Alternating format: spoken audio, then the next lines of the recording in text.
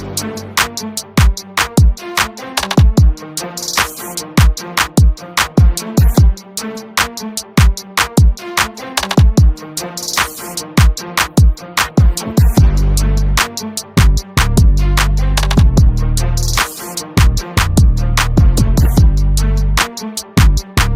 to another exciting episode of the Andre The Beast Crayton Show.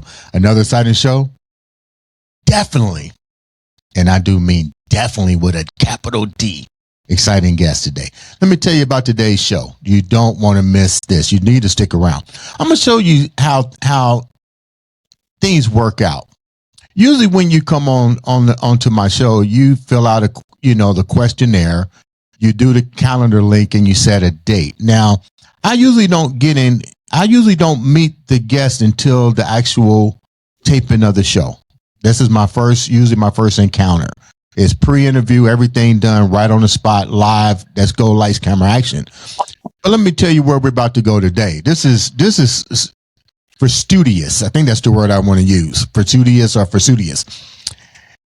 I'm watching a documentary yesterday about the people in certain regions of New Orleans, and I think in certain parts of Virginia, who during slavery went into the bayous or the swamps to escape being a slave. I mean, get real. I mean, you didn't have many options back then, 1700s, 1600s.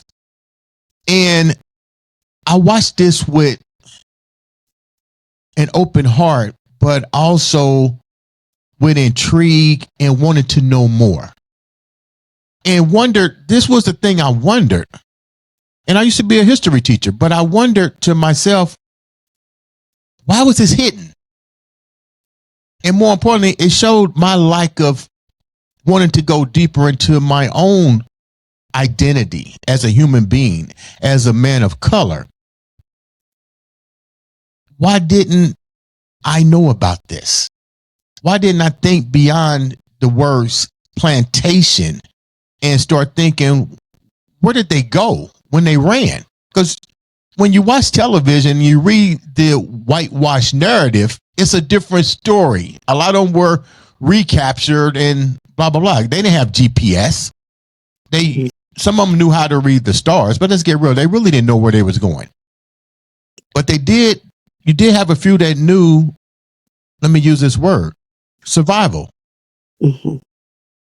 They said, I'm going into this swamp and I'm gonna escape this. We've also seen it in such movies as Rosewood. But you don't understand what's in the bayou, what's in the swamp, malaria, water moccasins, rattlesnakes, spiders. And more importantly, there's really no resources to build. And let me explain to you what I mean by that before we introduce our guest. When you're in the swamp, you don't have rocks. You don't have the main instrument it takes to make a flank or something to chisel with, because it's not part of the swamp's environment. But luckily, there were AKA other people that were also occupying those regions. We call them, as far as history, Native Americans, who with the help of Native Americans helped these slaves to adapt to what might be considered, or what was considered, an uninhabitable environment. And they made do to escape being on a plantation, being persecuted, taken away from their family. Now let's talk about today's guest. Shows you how the universe brings people together to help educate or to clarify something that might have been puzzling you. And this puzzled me because I wanted to know more. And today, when I go to check my next guest, I'm reading her bio and I'm going down the line and I see New Orleans. I see the little thing and I say, this cannot be what I've been looking for. This lady is a well-known author of not only children books, but adult books. She is reaching out to touch people in what we call countries that aren't so lucky to have information, aka educational resources. I mean, I can go on with this humanitarian list that she has put together. But without further ado, let's welcome to the show M.E. Torrey to the show. What's up, baby girl?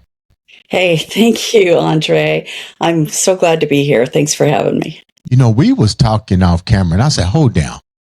Don't say no more. This is something that the viewers really needs to hear. And I am truly honored because, like I told you before we started the show, I was just watching this on TV and was like really blown away.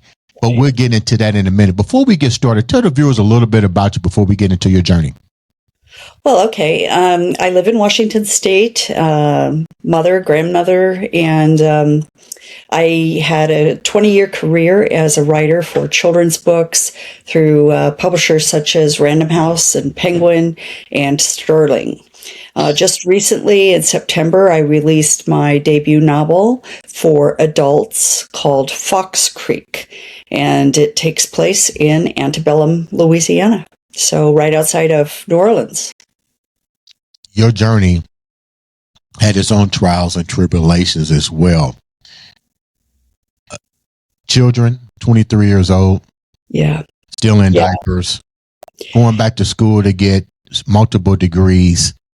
Some people would find that almost impossible. Let me use this another way. When you hear of a woman at 23 with children still in diapers, how do you, and you can answer this, how do you shift that narrative? How do you switch that mindset at 23 years old to say, there has to be something more for me and something more to give to these children? Right. Well, in a sense, that's why I left that marriage, was because I was made to feel like this was all I could do as a human being, that there was nothing more for me there. And yet I felt in my heart like I had this enormous potential, and I just felt trapped. So I did have 3 children by the age of 23, all in diapers. And one of the reasons why I decided to go back to school and get my bachelor's degree was because I wanted to show my sons the model of a strong woman rather than a dependent woman. And I thought, well, I have to have an education in order to do that. And I really hadn't realized that before, because by the time I graduated from high school, I was really sick of going to school.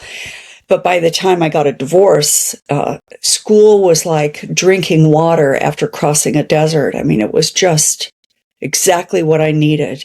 And it awakened me to my possibilities. Now, you mentioned 23 years old. Now, where were you born? Were you born where you currently reside? Yeah, I was born in Wenatchee, Washington. So that's farther, about 2.5 hours drive from where I live here on the coast. But it's in the Cascade Mountains, very beautiful city. But shortly after I was born, my family actually moved to Europe. And so I spent 10 years in Europe growing up, and then the rest of my life here in Washington. So it was good to be able to grow up in Europe. I appreciated maybe didn't appreciate it at the time, but I appreciated having different worldviews presented to me and different customs and ways of being. Let's go back for a minute. I'm taking the people down the rabbit hole without making them fall too deep. At 23 years old, you was experiencing a lot of things before you was 23, being in Europe, coming back to the States, and so forth. 2-part question. What was different culture-wise that you saw difference between being abroad and then coming back? And then at 23 years old, what made you decide to get married? Was your family structure designed around happy house, happy mother, happy father type environment, and you wanted to duplicate that? Right. Well, okay. So what was different? Everything was different. I dressed differently. And now I came back as a senior in high school. I dressed differently. I talked differently. There were words that I used that people would just burst out laughing, like, we can't believe you said that. And I'd be like, what? The music was different. The way people treated each other was slightly different. The hairstyles were different. Everything was different. Like, what was different? You mean different when you came back to the States? Yeah. When I came back to the States, everything was massively different. So I returned to the States in 1977, and my high school where I went in Heidelberg, Germany, which was a military high school, right.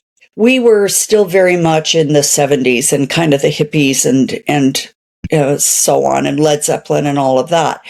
And when I came back to the United States, it was very, very much on the cusp of the 80s. You know, the feathered hairstyles, the different bands that I just couldn't get into, and just different clothes. And I was the odd duck, believe me. So as far as this, sorry. Go ahead. As far as the second question, I actually got married at 19 and then had 3 children and got divorced at 23. So while I did have kind of a traditional family with a homemaker mom, nevertheless, it was a little untraditional in that she did have a bachelor's degree in home economics. And every now and then when we really needed money, she would get a job as a secretary because she could type fast and do shorthand. She was skilled. So I did see that. And there was an expectation in my family that we were to get our educations. When I announced that I was engaged, my parents were enraged. My mother was disappointed in me, and my father, he could hardly look at me. So I did it because I wanted to escape. I did it for all the wrong reasons. I had a lot of doubts, but I ignored those doubts. What were the doubts and what was the wrong reason? And the reason why I'm saying this is because you got younger people that may be getting ready to go down that same rabbit hole. Right. So I had a lot of people saying, Michelle, don't you want to wait for a bit? Michelle, don't you want to think about this? And I was just like, don't talk to me. I know what I'm doing. And yet at the same time, there was this feeling inside of me of, but shouldn't you listen to them? Shouldn't you wait? And I'm like, no, I would say the same thing to myself that I was saying to them. So I wasn't listening to me, right? The wrong reasons were I wanted to escape my parents, and I had romantic ideas about what marriage would be. So I fantasized about marriage and just dreamed up this unrealistic scenario of how everything would be. I said that I loved him, but I'm not sure that I really did. I just wanted to be loved. What was the most difficult hurdles? Because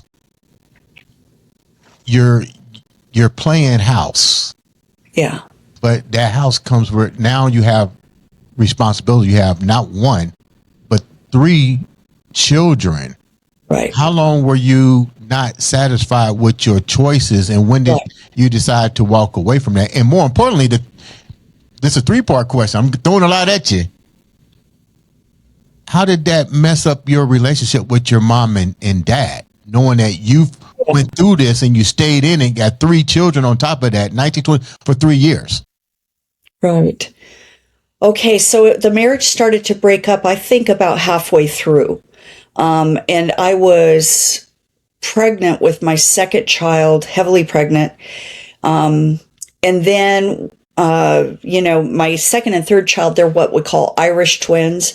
And that means they're born within less than 1 year apart.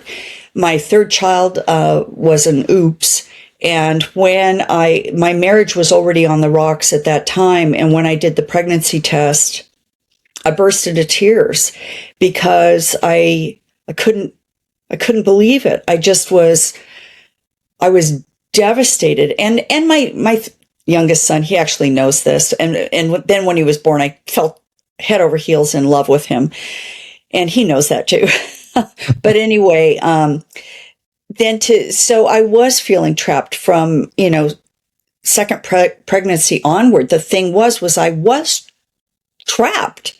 How do you financially extricate yourself from that situation while still maintaining your parenthood? I didn't want to give up my children, and yet I didn't have a job outside of the home, and I had only dabbled in community college. I really didn't have anything. So I did feel powerless. I felt absolutely stuck. And then I had a lot of societal pressure to stay married. As one of my friends told me, you made your bed, you got to lay in it. And I thought, that just feels wrong to me because I'm dying. And do my sons deserve to have a mother who's dying? Or do they deserve to have a mother who's full of life?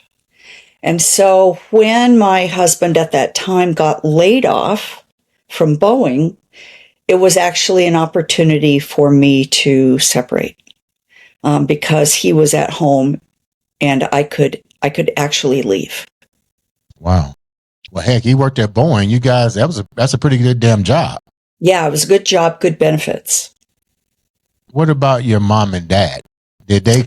Was the relationship hardened because you choose to go your route at 19 years old and then have everything kind of like disassemble?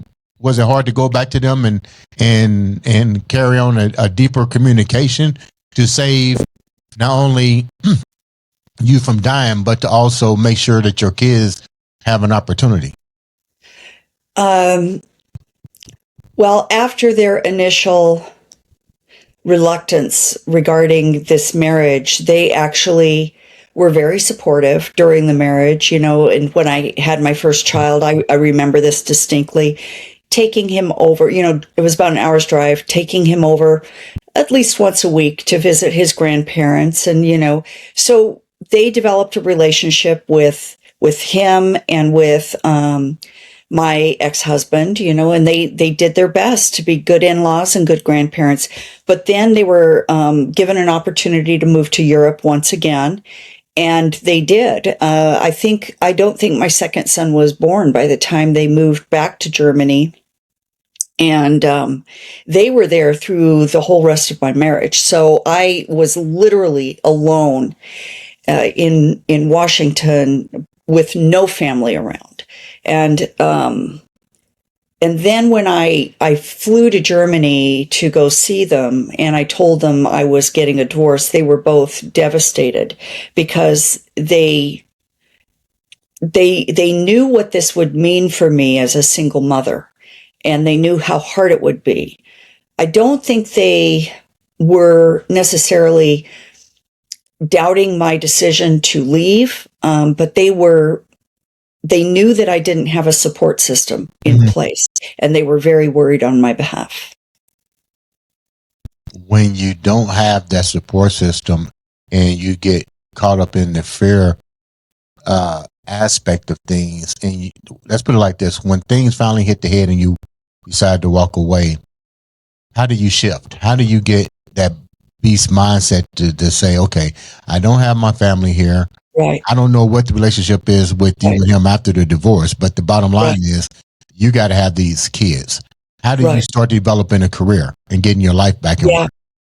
Yeah. So the decision to actually not be complacent and not waste my potential. I mean, if I felt like motherhood was my absolute purpose in life and beyond all else, then fine, that's fine. But I didn't feel that. I felt like it was one aspect of my entire potential and that I couldn't reach my potential in the situation that I was in. So when I actually made that shift and said, I'm going to get out of here, I started feeling this power. inside of me that said, I don't care what mountains I have to climb, I will climb them. And so my ex-husband was supportive in that he was able to watch the kids when I couldn't. And then I actually lost a lot of memory there as far as how I was able to go to school and have somebody watch the kids and be involved in their lives at the same time. I actually have lost a lot of memory regarding that. But what I worked full time too, to support myself, to have an apartment and so on. So it was a lot of, 3 hours a night of sleep and a lot of literally walking to class and saying, okay, now this foot, now this foot, now this foot. And I couldn't think beyond that because I would collapse. So I relied a lot on God, just the strength of God within me. I just kept praying and kept doing it. And that strength was there when I needed it. And I just kept going. And I did it for myself, but I also did it for my children. Going back to school at a mature age, I know what that's like. You feel a little funny when you're the oldest in your classroom. You're out of place. Yeah, but it's fun. I had a great time. How did you know? We're going to get to this in a second, where people can understand. You are an award accomplished writer. You're going back to school. You're 19, 23, coming out of a marriage, children. You dabbled in and out of the small colleges, but now you have to really figure out what you're going to do now. This is dollars and cents. How did you know that you wanted to get involved in writing? Well, I didn't. I mean, writing for me at that time was like a hobby that I did on the side. And I never thought, well, I'll do it as a career. Instead, I thought, okay, I have 3 kids to support and we had shared custody. So I thought I have to have a career where, I can support 3 kids. And I was interested in medicine and I thought, well, I'm going to be a doctor. So I'm going to do my, pre-med.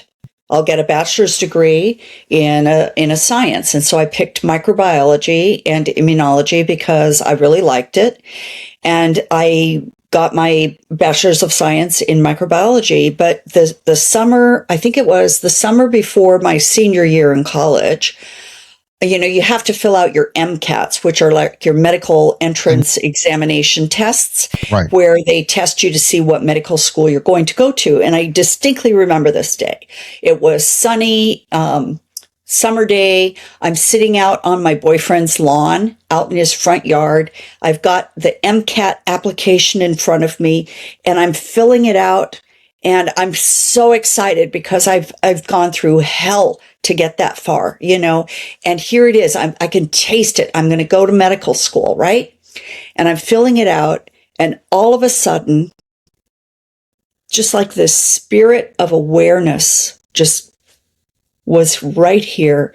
And what this spirit said was, you can do this, but if you do, you're making the choice between being a doctor and being present for your children as they grow up. Wow.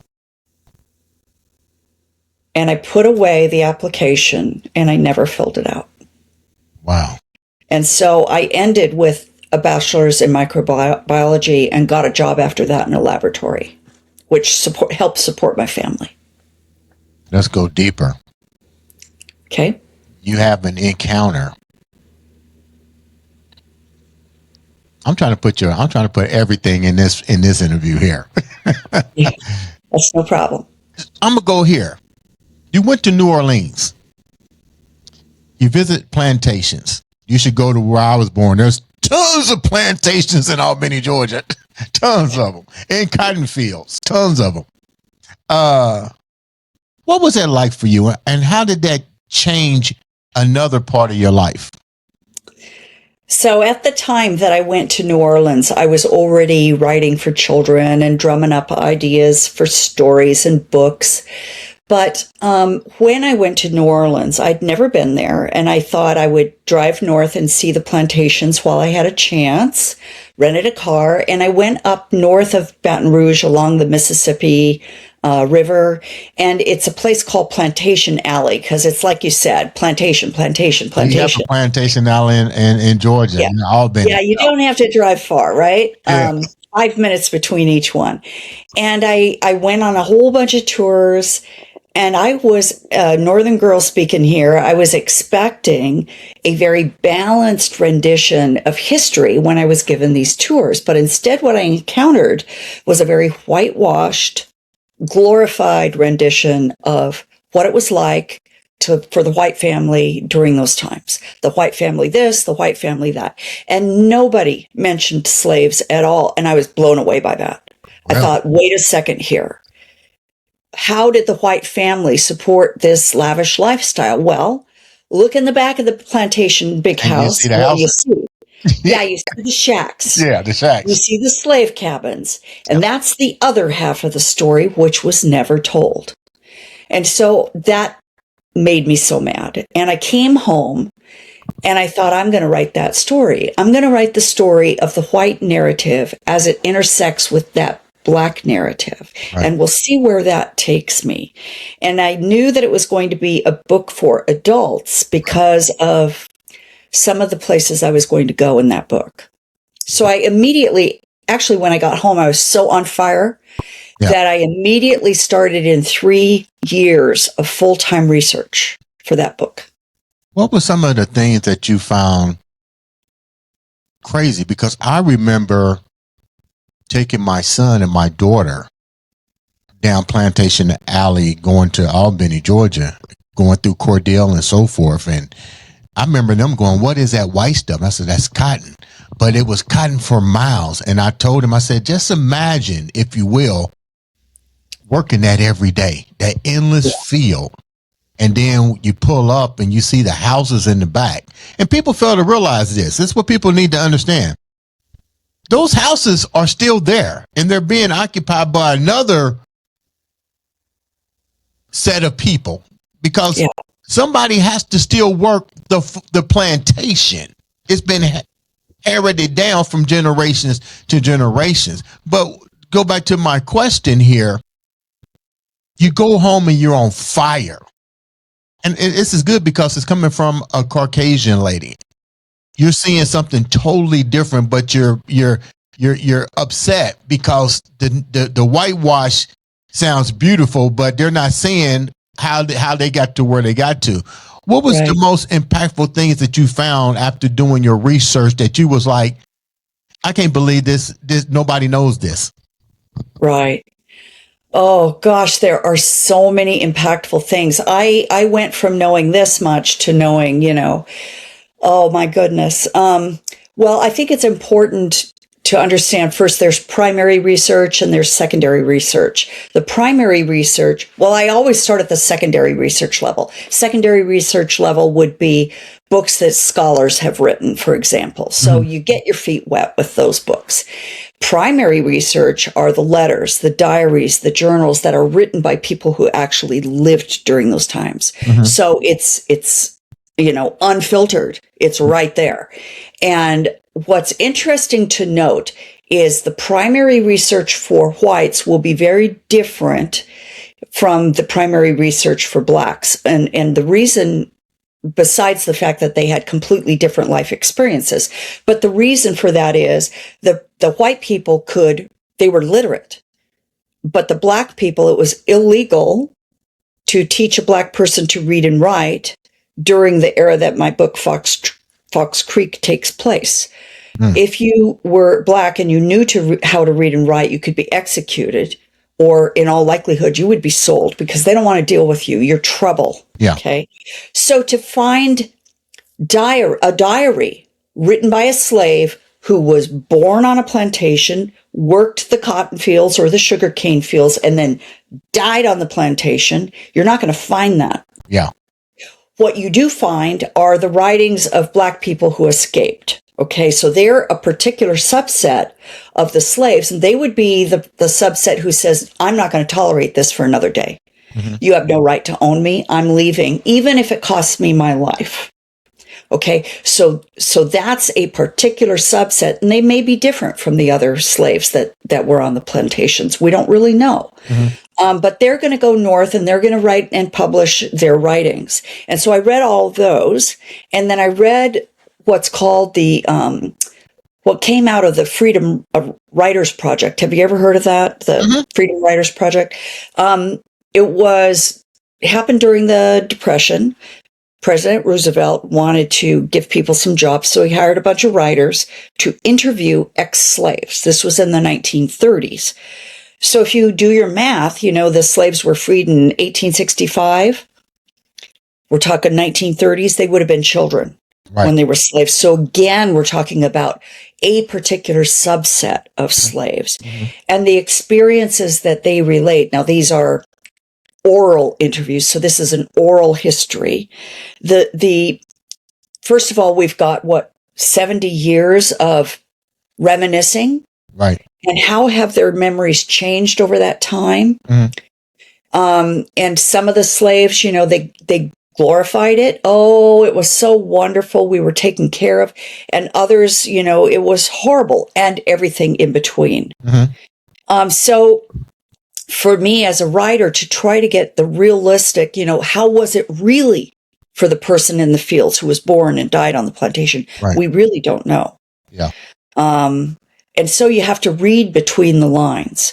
Yeah. And I tried to be faithful to that, to do as best I could. The people who escaped and went north, they're talking about how it was for them every day. That, for me, was probably the closest we would get to how it really was. And so I tried to stay faithful to that. What surprised me, I guess, about the white narratives were that it was all different kinds of white people. We tend to think of them all as oh, we wouldn't have done that because they were monsters. How could they have owned slaves? But actually, everybody owned slaves in the South, is if they could afford it. Yeah. It was a status symbol.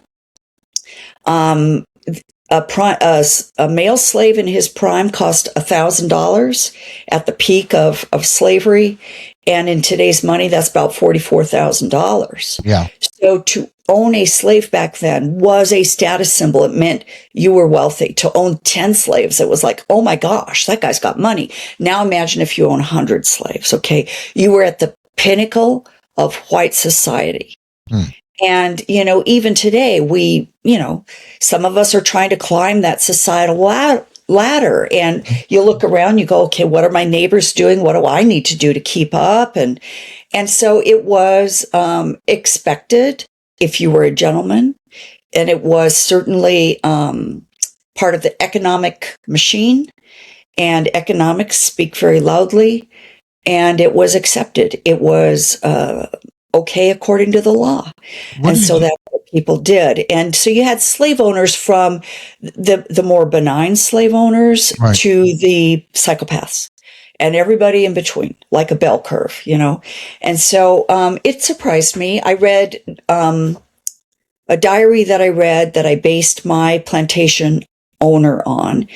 The diary was called Plantation Life in the Florida Parishes, 1843 to 1846, and it was written by a plantation owner called Bennett Barrow. It was his plantation journal, and the Florida parishes were actually Louisiana at that time. And he was a likable guy. I would think if we were looking at the bell curve, he's right at the top of the bell curve, okay? Very wealthy. He had about 80-something slaves, and he was a likable guy. He told jokes, he helped his neighbors, he loved his wife, he loved his children, he took care of people, he tried to be fair, he tried to be honest, he did his civic duty, he voted, but yet, he'll write in his journal, weather is clear, cloudy, or whatever it might be, and then the next day had to whip the entire hoe gang because all they did was half a day's work. They were shirking. Just like he would write the weather. And those, that kind of juxtaposition was haunting for me. To see this guy that I would probably like if I met him today, just talk about his slaves as if, he were talking about the mules or something like that. That was very haunting to me. So that was one of the things that leapt out to me. And I wanted to represent that in my book because to me, that's much more haunting and realistic than perhaps the psychopath who all he does is cruelty. So I hope that answered your question. It was a long answer. Sorry. No. It's fine. And it's good to hear your reaction from a lady who's not Black. My question here, another part of my question is 2-part question. Did you have communication with people of color prior to venturing into this? And then the second part of this question is, doing your research, we talk about how much it costs to own a male slave, but let's get deeper. I'm pretty sure you went deep down this rabbit hole. It wasn't so much the men were the prime stock. It was women, because women were designed to breed for the slave owner. So I guess they called them wenches back in those days. But the more wenches that you had, the more money you can get, because you're manufacturing babies. So women were really exploited. When you researched this, I'm pretty sure you found this out. How did this make you look at the overall picture in a different light now? Okay, so I'll start with your first question, which was what was my exposure to the Black community before I started this book, correct? Right. So I'll be honest, it's not much. I mean, the neighborhood that I live in and have lived in has been predominantly white. I've had Black friends here and there, a couple real close Black friends. But, they're busy. And so I didn't want to, harangue them about, would you read my manuscript? And in fact, one of them's a writer friend. And I did ask her that. And she's like, I'm way too busy. I can't. Mm-hmm. I'm glad she was honest with me, but still, I mean, I really didn't have that much exposure, and that did concern me. How it would be received by the Black community and so on. I have, I've been involved a lot in Tanzania, and so involved a lot with the Black population there, but that's not the same as the Black culture in the United States. It's vast different, two different cultures. Mm-hmm. So, I would say that I would not have much exposure, much more since the book has come out. Mm-hmm. As far as, you make a good point regarding, the female slaves and their value. They didn't sell for as much on the auction block simply because their daily output in terms of labor was never quite as fast as the men. Right. So the men could last longer, they just were stronger and could heave things and, do the logs and that kind of stuff. So the men were worth more, but the women, yes, their value was recognized in terms of not only labor out in the fields, but, we want to make sure that they can, have children. A woman who could have children was more valuable perhaps than a woman who had never had children. Mm-hmm. She was suspect. Would she be able to have children? Mm-hmm. They didn't know. I was asked the other day, did slave owners really medically take care of their slaves? We hear about, all the cruelties that were imposed upon them. And I would say for the most part, because the slave owners looked at the slaves as investments, mm-hmm. that they were medically cared for by most slave owners, because they were smart enough to know, it's cheaper to, give them medicine now and let them rest for a few days than to have them die, and then I have to buy another slave. They're smart enough to know we better do that. In fact, I have a book that I bought. It was printed in the 1840s, and it's about plantation medicine for slaves. And it's written for the slave owner. So the slave owner who may not know anything about medicine can turn to the right chapter. Let's say it's malaria or, swelling of the joints or whatever it might be. They turn to the right chapter and they read all the different things they can do to help somebody get better. So, yeah. Man, let me go here. You mentioned the two different cultures. You're also doing some stuff in Tanzania by helping to bring knowledge to them. Why Tanzania? Why the pilgrimage to Africa? Well, I've always felt a deep sense of justice. When it started back in the 60s when I would watch civil rights movements on TV and watch the, attempts at desegregation of schools and very disturbing images that would be on TV. But my family was unique in that instead of shielding me from that, they allowed us children to watch it. And then around the dinner table, we would discuss what we saw. And my parents I feel blessed in that they always told us all people are created equal. All people have certain inalienable rights, and those should not be taken away. Well, I've always believed that. So I've always been drawn to the continent of Africa, and I have no idea why, but I have. And when I was given an opportunity to climb Mount Kilimanjaro, I used to mountain climb when I was in high school and dabbled in it a little bit as an adult. I jumped at it and I said, well, I'll climb it with you. And it's located in Tanzania. And I thought, well, as long as I'm there, why don't I volunteer for something and do some good while I'm there? And so I did a little bit of research and I thought, where can I go? And so I wrote away to all of these different charities, like, can I volunteer for you? Can I volunteer for you? And everything was just so slick. I mean, it looked really good. All the kids that they had in these charities were all beautifully clothed, beautiful smiles, and I was to go there and maybe teach English for 2 weeks. Right. And I thought, that's not really what I'm looking for. I really, really want to make a difference. And I had gone back later to college and gotten a master's in religion, but the emphasis was in eco-justice. And eco-justice is about environmental justice in relation to marginalized communities. So I felt like I had some knowledge about how to help. So I ran across an NGO in Tanzania. They were very poor. They had no money, but they were trying to educate some of the 3 million orphans that are in Tanzania right now. And they had started building a school, but they needed help. And I thought, okay, that's for me.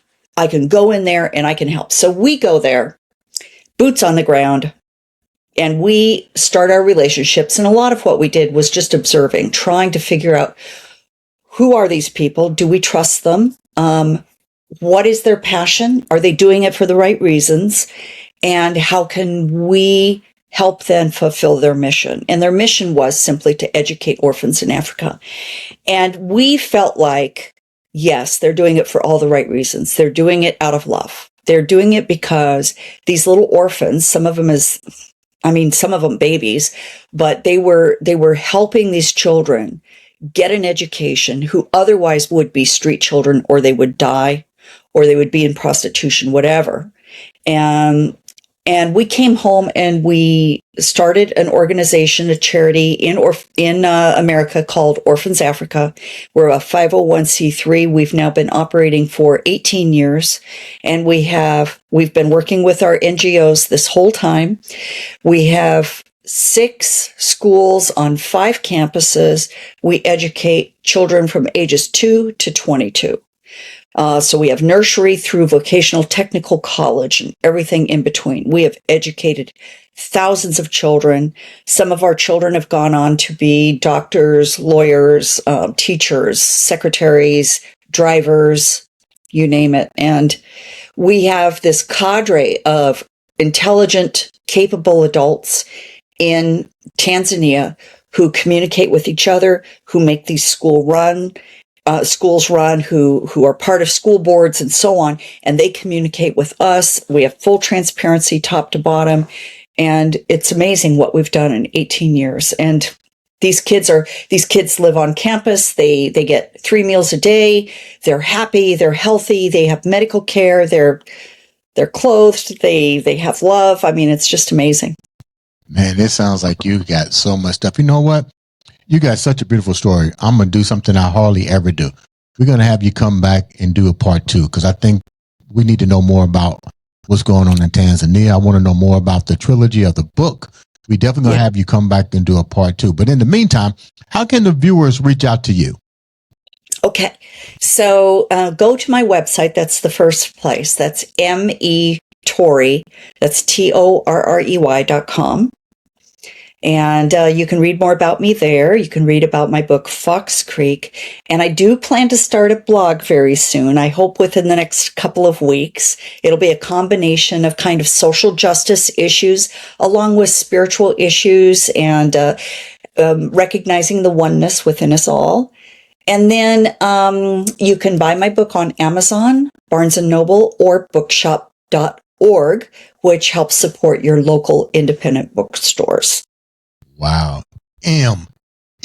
Torrey, thank you so much for taking time out to come and bless the show with everything that you're doing, educating, empowerment, you name it, you're doing it. Make sure you guys like, share, subscribe, click that button.